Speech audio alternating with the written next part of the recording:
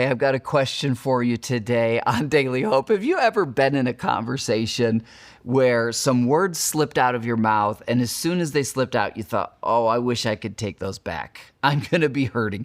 There are certain things we can say that have incredible consequence in our relationships. Now, we find Nehemiah in one of these moments where what he just said is going to have incredible consequence. He's been praying for 6 months to the God of heaven that God would turn the king's heart toward him. Then he decides, I'm praying for God to do his part. I'm going to do my part. I'll take a risk by being sad in the king's presence. Well, the king notices that Nehemiah is sad. Nehemiah broke protocol.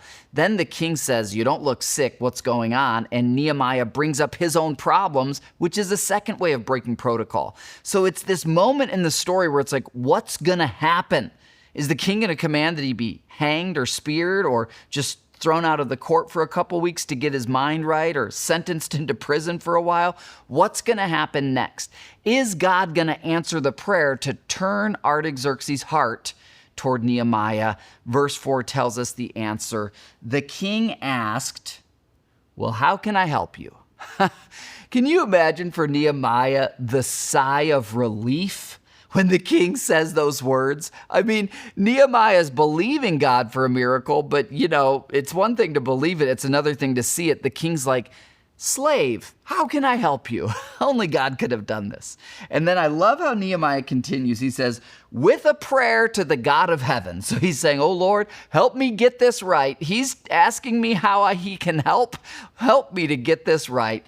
With a prayer to the God of heaven, I replied, if it please the king, and if you are pleased with me as your servant, send me to Judah to rebuild the city where my ancestors are buried.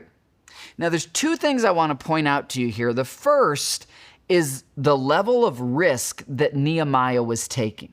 It's well documented in ancient history that King Artaxerxes, his dad, was killed by a bodyguard in the inner circle there in the king's court who turned on him. And King Artaxerxes then killed that bodyguard to get the kingdom. So this is a king who is very sensitive to being betrayed by people in his inner court. And Nehemiah is going to essentially say, I care more about my nation and identity and ancestors than you. Can I leave you to go rebuild this city? So the odds are not on his side unless God is involved. The second thing I want to point out about this short verse is that Nehemiah has clearly thought through the steps that he needs to take to rebuild the city. So when King Artaxerxes says, how can I help you? Nehemiah doesn't say, I never thought you'd ask. I mean, I don't actually know. Could I think about it and get back to you in 2 or 3 weeks?